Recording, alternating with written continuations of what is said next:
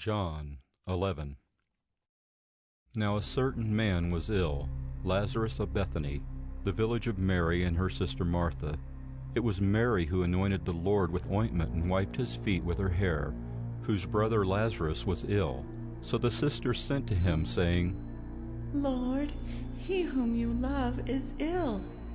But when Jesus heard it, he said, This illness does not lead to death. It is for the glory of God, so that the Son of God may be glorified through it. Now Jesus loved Martha and her sister and Lazarus. So when he heard that Lazarus was ill, he stayed 2 days longer in the place where he was. Then after this he said to the disciples, Let us go to Judea again. The disciples said to him, Rabbi, the Jews were just now seeking to stone you, and are you going there again? Jesus answered, Are there not 12 hours in the day? If anyone walks in the day, he does not stumble, because he sees the light of this world. But if anyone walks in the night, he stumbles, because the light is not in him. After saying these things, he said to them, Our friend Lazarus has fallen asleep, but I go to awaken him.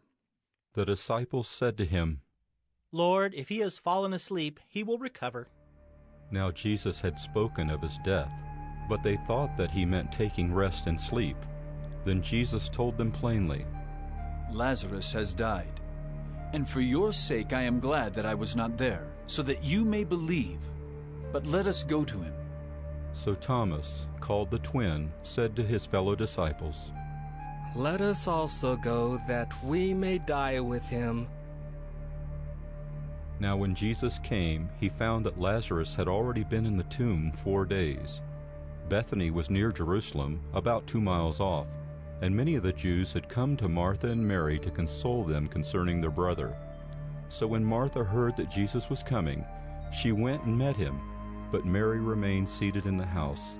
Martha said to Jesus, Lord, if you had been here, my brother would not have died. But even now, I know that whatever you ask from God, God will give you. Jesus said to her, Your brother will rise again.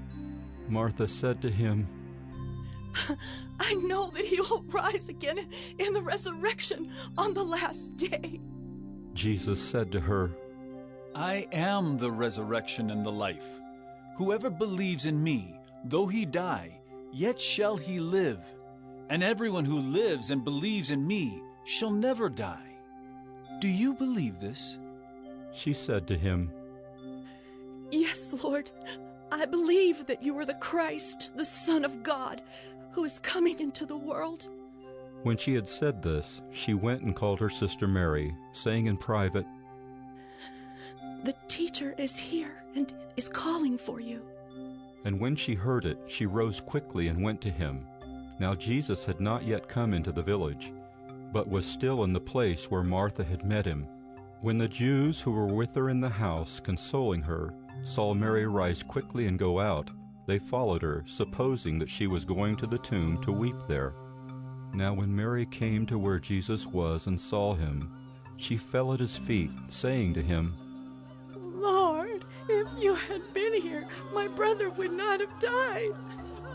When Jesus saw her weeping, and the Jews who had come with her also weeping, he was deeply moved in his spirit and greatly troubled. And he said, Where have you laid him?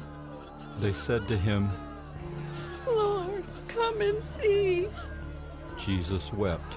So the Jews said, See how he loved him. But some of them said, Could not he who opened the eyes of the blind man also have kept this man from dying? Then Jesus, deeply moved again, came to the tomb. It was a cave, and a stone lay against it.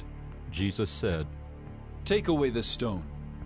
Martha, the sister of the dead man, said to him, Lord, by this time there will be an odor, for he has been dead 4 days. Jesus said to her, Did I not tell you that if you believed, you would see the glory of God? So they took away the stone, and Jesus lifted up his eyes and said, Father, I thank you that you have heard me. I knew that you always hear me, but I said this on account of the people standing around, that they may believe that you sent me. When he had said these things, he cried out with a loud voice, Lazarus, come out! The man who had died came out, his hands and feet bound with linen strips, and his face wrapped with a cloth.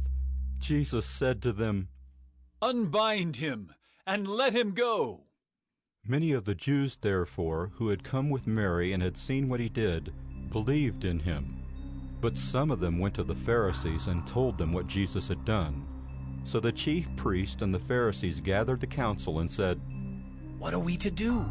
For this man performs many signs. If we let him go on like this, everyone will believe in him, and the Romans will come and take away both our place and our nation.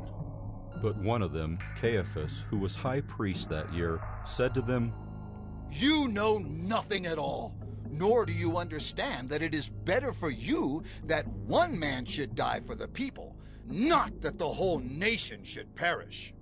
He did not say this of his own accord, but being high priest that year, he prophesied that Jesus would die for the nation, and not for the nation only, but also to gather into one the children of God who are scattered abroad. So from that day on they made plans to put him to death. Jesus therefore no longer walked openly among the Jews, but went from there to the region near the wilderness, to a town called Ephraim, and there he stayed with the disciples. Now the Passover of the Jews was at hand, and many went up from the country to Jerusalem before the Passover to purify themselves. They were looking for Jesus and saying to one another as they stood in the temple, What do you think? That he will not come to the feast at all? Now the chief priests and the Pharisees had given orders that if anyone knew where he was, he should let them know so that they might arrest him.